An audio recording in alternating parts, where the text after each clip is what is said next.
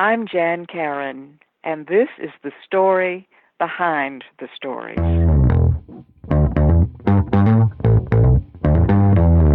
You're listening to the Author Stories Podcast,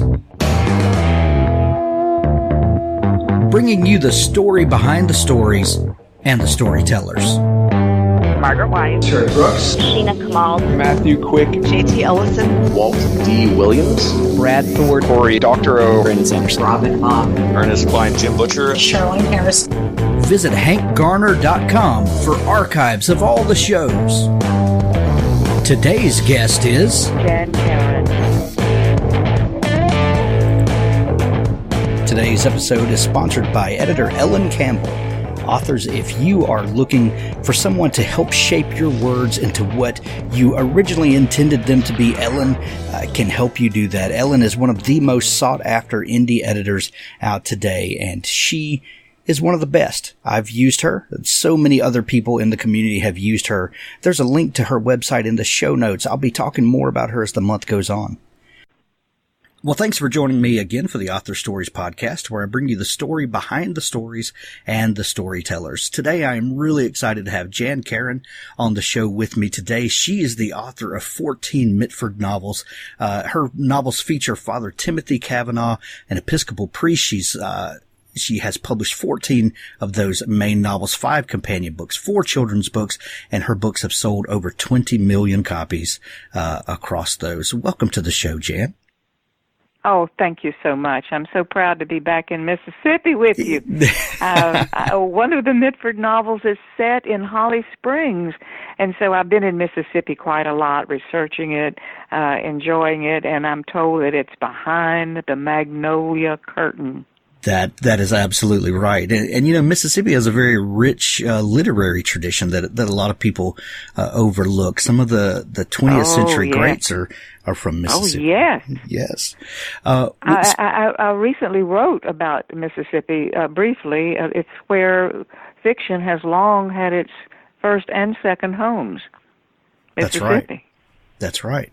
Absolutely right.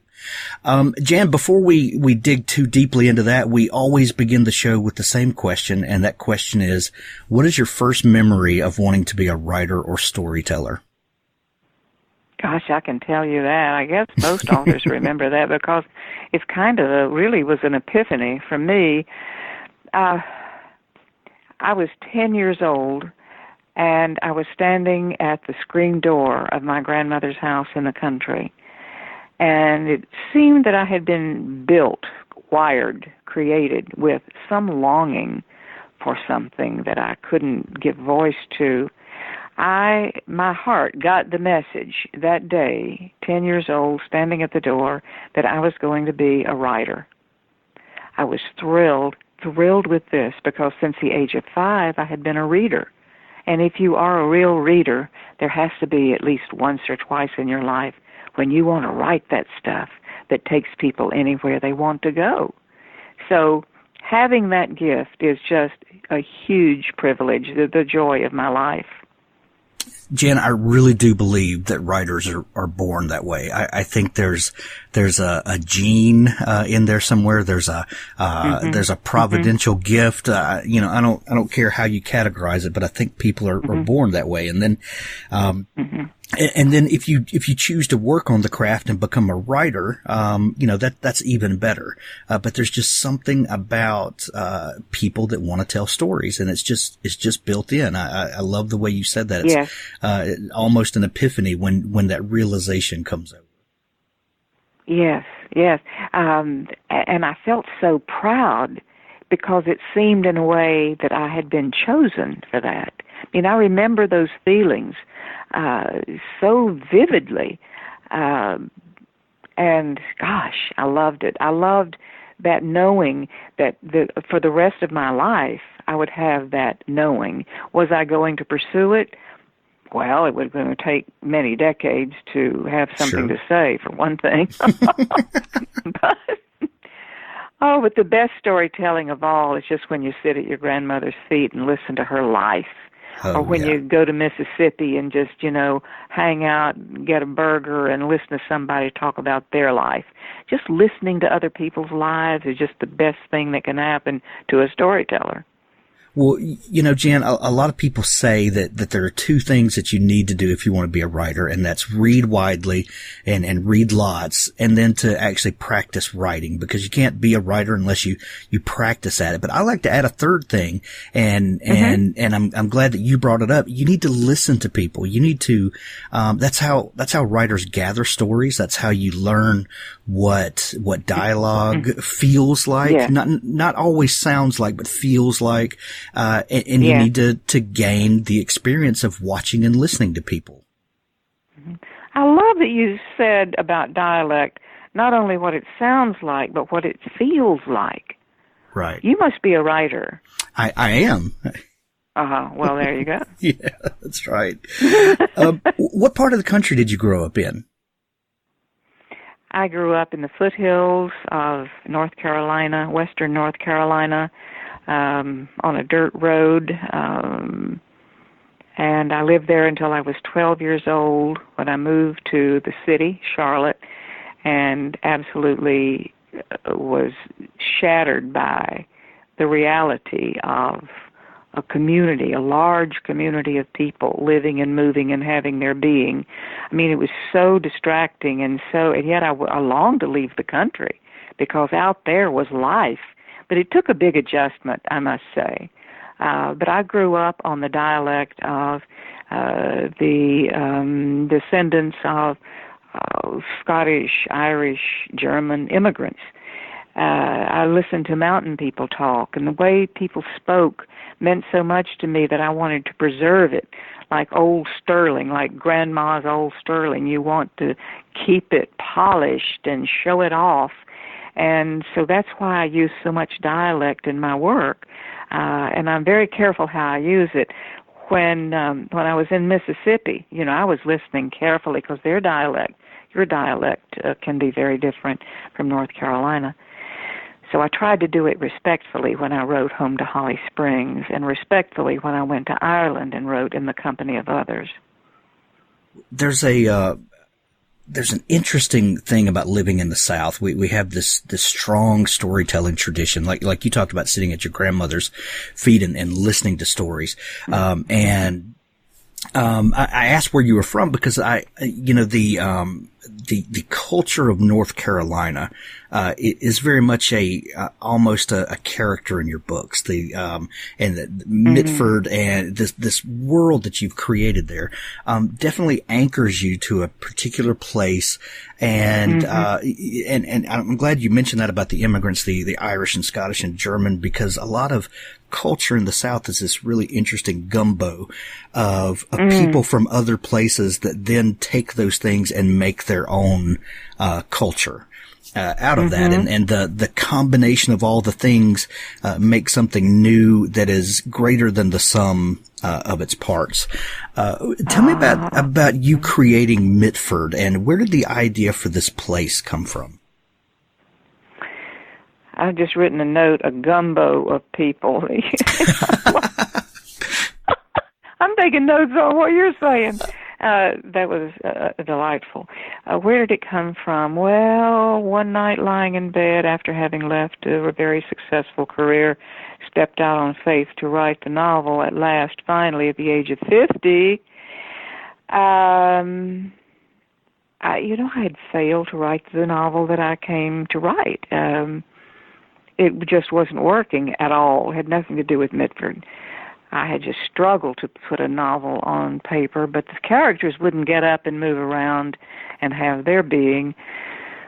So I was in bed. It was 2 o'clock in the morning, and I had this mental image. You know how images just swim into your mind? It was a man walking down a village street with a big black dog. I was living in Blowing Rock at that time. And when he turned around, I saw that he was a priest because I saw his collar. That's all I knew. That is all I knew.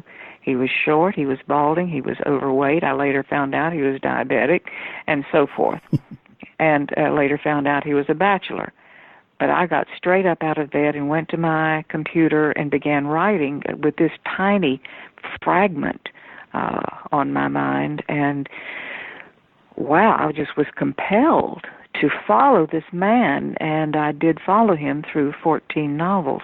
But it just came out of the blue. It came after a very intense 2-year-long period of prayer that enabled me to walk away from that successful career and a paycheck and benefits and so forth. It saved the day, you might say. I love that. I love that story. Jan, I hate the question that authors get asked a lot about, where do you get your ideas from? Where does this come from? Because, ideas are everywhere. They're all around you. And a lot of times you just need to sit still, quiet yourself and pay attention, and story ideas are there. But there's a very different thing when an inspired idea, like you said, just kind of swims in, like Father Tim did. Does that happen very often, to you, or was this the inspired idea that has just fed all of your story ideas since then? Mm-hmm. Well, I don't know if there was an inspired idea in the beginning for this particular book, and certainly not for the series. It was like Hansel and Gretel and the trail of crumbs. I just saw the first crumb, then I followed it on to the second and the third and so forth. I like to be surprised. Iris Murdoch wrote a 40-page outline of each of her novels, and so she knew what was going to happen all along the way, and I'm thinking, wouldn't that be convenient? At the same time, I don't know, I think it would be kind of boring for me. So I have no outline. I don't know where it's going. I like to be surprised, and sometimes I metaphorically paint myself into a corner and don't know how I'm going to get out. But it's where do my characters come from? They're air plants. Have you ever seen an air plant? It just grows on air. Right. So I'm like, I've got some sort of divine antenna that's out there all the time, and it's just the stories are in the air. The characters are just out there, and they just come to that antenna, and I get the frequency, and I'm writing, and there they are. Or you could say this: I don't write about any specific person I've known, but of course there is a combination of people. It's like crushing grapes to make wine. You don't know which vine that grape came from, but you just get in there with your feet, and I've seen people do this, and it's wonderful. And then you have the wine, and you don't know where it came from. So all of these characters just really come to me, and in my most recent novel, To Be Where You Are, one of the characters, long-term characters, just stepped up to the plate and said, in a sense, look, it's my turn. I've played cameo long enough. This was the guy who owned the grocery store, the local. So Avis Packard. So I just said, well, okay, and just let him have a very big role. I didn't know what my readers would think about that. I thought, oh, they just want Father Tim and Cynthia and Dooley, but here's Avis Packard, and he had his day, and I felt good about it. I loved it. Jan, you said that you had struggled to write for quite a while, and the right story just couldn't get on the page. But then you spent an intensive 2 years in prayer that you said, and then gave you the courage to step out on faith and pursue this dream that you had. Your books are surprisingly clean. You have said that your books have no, no cussing, no murder, no mayhem, which I absolutely love. The character of Father Tim, when you said that you saw him and he turned around and you saw that collar, I've heard you say before that you like your books to feel like a safe place for people to come to, and that one of the things that you appreciated about the priesthood was that they wear a collar, and that collar lets people know that that he or she is a safe place to come to. Talk a little bit about, please, your idea of of your type of storytelling and the kinds of stories you tell, and what it is that you want readers to take from visiting your work? Well, there are times when the collar has not been a safe place to run. Right. And that's what we hear about in the news. And decade after decade, really. I mean, it's not just isolated incidents. It's a long history of that being an unsafe place to run as well. I just thought it was time somebody showed the safe place. I've known some wonderful priests and preachers, and they're out there. They're out there by the thousands. And I just wanted to remind myself and my readers that they're available. Elmer Gantry, do you have any knowledge of Elmer Gantry, who he was? A fictional preacher in the 30s. It was a very famous book. It was a blockbuster, and it tainted it polluted the stream for the image of the priesthood and the ministry. Because he was rotten to the core, bless his heart, as we say down south. And it's just not necessarily that way. I just wanted to show the other side of the moon, but I also wanted to show that Father Tim has his limitations. He's no saint. He's an ordinary man. He continues to grow in his faith. He struggles with his faith sometimes. He went through a long depression in one of my books, and that was hard for me and for him, because whatever my characters are doing, I'm feeling it. I weep at losses. I wept over Miss Sadie's death. It was as if she were a personal relation. And I laugh. I mean, I'm sometimes just laughing myself into tears because of these guys sitting around in the Main Street Grill talking about nothing. I love all my characters. They're fun to be with, and I will miss them, I have to say. Bathed in Prayer is my sweet goodbye to Mitford. And what an awesome run that it's been. Did you know all along that this is how it would end? Was there an end in sight from the beginning or anywhere along the way? I really didn't know where it would end. Typically, I do know where a single book is going to end, but I didn't know where the series would end. It just sort of tells you the story is so vocal itself to the author. You just know, when the end is coming up. You feel it so deeply and profoundly, and then there it is, the end. I think that's why writers used to write at the end. You just want to say, this is it. But then the publisher, it's not fashionable anymore, so the publisher removes the end, and you don't get to say it anymore. Right. Well, and there's the temptation to keep a story going, and with a long running series like yours, and the end doesn't always mean the end. So that's yeah, right. but I do like the finality of that the putting a period there at the end and feeling satisfied. So I completely understand that. Some people may wonder how you can keep drama and tension in a book, because that's what makes people engaged in story is conflict and drama. And if you don't use those crutches that a lot of writers use for artificially ramping up drama through murder and cussing and mayhem and all of that stuff, and explicit sex scenes and things like that. How do you keep the tension in a story and the drama going without using those things? Well, I think I use some of that. I mean, I do understand the need for tension in a story. I can't really answer that. I wish I could. Frankly, for me, the whole writing process is a deep mystery. I am just mystified by it. I know that for me, it's totally divine. It is a divine gift, my writing, and I'm privileged to have been given it. I also enjoy it. I know that this is the love of my life, is my work.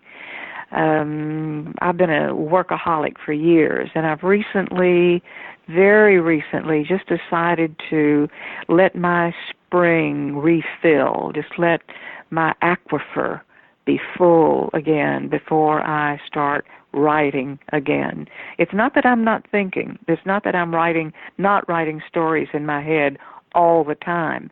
I'm just not yet completely committed to the next thing.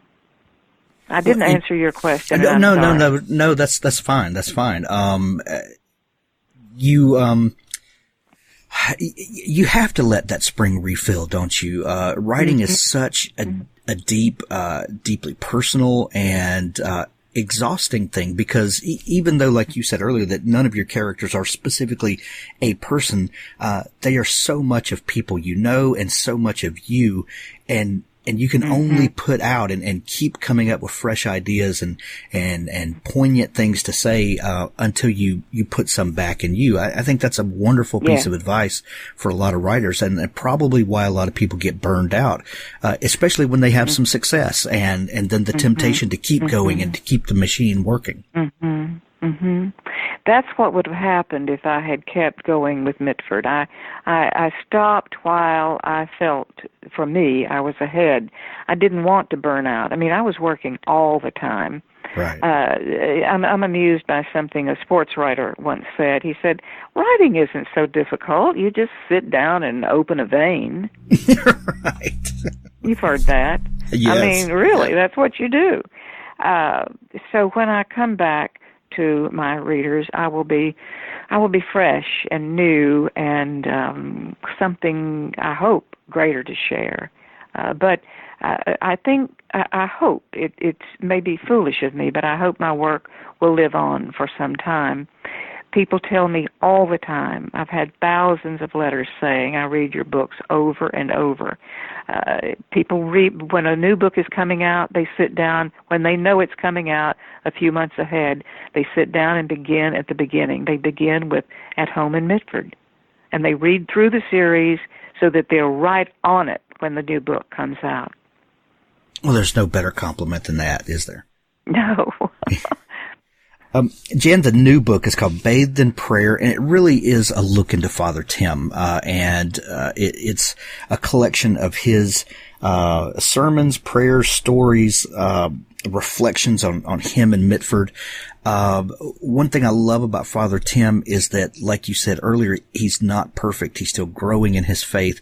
And anyone that tells you that they don't have struggles and doubts and are not going through growth periods, I don't think you can trust those people. I think, when it comes to matters of faith, there's always a sense of we're still working it out and coming to better realization, each and every day. Tell us why you chose this book, and it really is that period on the end of Mitford, like we talked about. But tell me about collecting this book, getting the material together for it, and why you chose to wrap it up this way. Well, it was hard. That's all I can say. Going back through 14 novels with a fine-tooth comb is no tea party. It was fun at times, yes, because I would remember things fondly and where I was as the author at that time, or, I'd have a few laughs at the Main Street Grill, but essentially it was a job of work, as we say down south, to pull all that out and make it count for something. My readers actually had that idea. It was their idea to give them a book they could hold, a single volume they could hold in their hand, go to his sermons, go to his favorite quotes, go to his interior life. This is the important thing, I think. Go to his interior life as a man of faith. Rarely do we get the opportunity to see into someone's private, interior faith life. you talk about sex, money, religion. And religion is a different thing. I won't go into that, but Sure. just that personal, private, heartfelt thing we call our personal faith. We don't get a chance to see that. It's how does it work with other people? So I think to look at how it works with Father Tim, and he's no saint. It's somebody we can feel comfortable with. It's not that if we look into his interior life of faith, we don't say, "Oh, I'll never be that good. That's way above me. I'm not going there," because he's simple. It's a simple faith. And one of the things I think he delivers to the reader is just how simple it is to walk it out on a day-to-day basis. Jan, it's a beautiful collection. I have my copy that is sitting on our bookshelf prominently in our living room, and I have picked up and thumbed through it over the last couple of weeks, and it's just so full of wisdom and just great stories. So I absolutely love it. We're going to send everybody to pick up a copy. Before we go, you said that you published first at age 50, but you look back on this long life previous to that, knowing that you were going to be a writer and storyteller. Just real quickly, what would you tell someone who knows that they have that gift but has not yet found their place? What kind of advice could you give them, knowing that you went through that and then ultimately finding your place? I think you have to sit down and start. And you will have to lose the fear in order to start. Fear will keep you forever from beginning what you really want to do. You sit down, you start. It doesn't matter where you start. It doesn't have to be, I had a farm in Africa. It was the best of times. It was the worst of times. Just sit down and start. Say anything. I don't care what it is. And you will find that once you open the tap, you've got to open the tap. The water's going to run rusty for a while because you haven't used it. And then it's going to run clear, and you're going to be on your way. Excellent advice. Jan, we're going to link up the book. Do you have a website that people could go to learn more about you? Yeah, thanks for asking. Yes, mitfordbooks.com. And I'm also on Facebook. I'm making a few appearances for the new book, which comes out October 30th. And I hope I'll see you out there, and visit me on Facebook and tell me what you think about anything. We just always love to hear from my fans and from new people to the site. Wonderful. Jan, thank you so much for taking time to come on the show today. Thank you. I enjoyed every minute. Thanks for listening to the Author Stories podcast. For more great author interviews like this one, go to hankgarner.com and dig through the archives. There's something there I know you'll love. Now stay tuned for a special audio clip from Richard Gleaves, the Jason Crane series. His body broke free of its paralysis, and he stumbled forward, losing his balance. He fell down the slope towards the spot where they had been. His hand shot out unthinkingly, and he grabbed the corner of the black stone bridge. Hoofbeats. Pounding hoofbeats. Coming closer. Coming up the road. Someone or something galloped towards him. The head of an emaciated horse burst from the gloom of the road. The rider was fumbling, out of control, without saddle or bridle, clutching at the white mane, kicking the beast across the hindquarters with his thin legs, his face a frozen mask of terror. He whipped around to look back over his shoulder. Something chased him. Something terrible. Jason spun away as the horse ran over him, spearing him through the chest with its iron-shod hooves. He was unhurt. The horse galloped upward and across the bridge, across strong timbers, rough-hewn and knot-holed. The rider wheeled the horse about, looking back from the far shore. He was wheezing. A sloppy white ruffle bobbed under his chin. His face was hopeful now, a familiar face, much like the one Jason saw every morning in the mirror. Something thundered up behind Jason, not with a clatter of hoofbeats, but with the teeth-rattling thunder of stone on stone. Ichabod, yes, of course, the man was Ichabod, wailed, and the sound of his terror echoed across the valley. The hot breath of a horse burned the back of Jason's neck. He stood frozen, unable to turn his head to see the thing behind him. He didn't want to. This was no ordinary vision. He felt with certainty that the rider behind him, no, the horseman behind him, knew he was there. Ichabod kicked his horse. It reared, brayed, and would have thrown him but for the fistfuls of its mane he clutched. Horse and rider spun in place on the far side of the bridge, disoriented.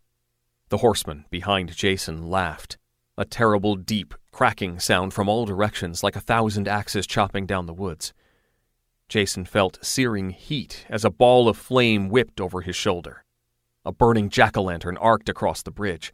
Its maniacal face spun end over end. It grinned back at Jason for an instant, spun around and crashed into Ichabod's temple, knocking him from his horse and into the dust. The pumpkin careened upwards, exploding against the trees, shooting tendrils of flame up their trunks, igniting branches and showering the world with sparks and flaming leaves. Jason recoiled, fell to his knees, and threw his arms over his face. His lungs and heart pumped wildly. They slowed. He brought his arms down. The bridge was broken again. It was over.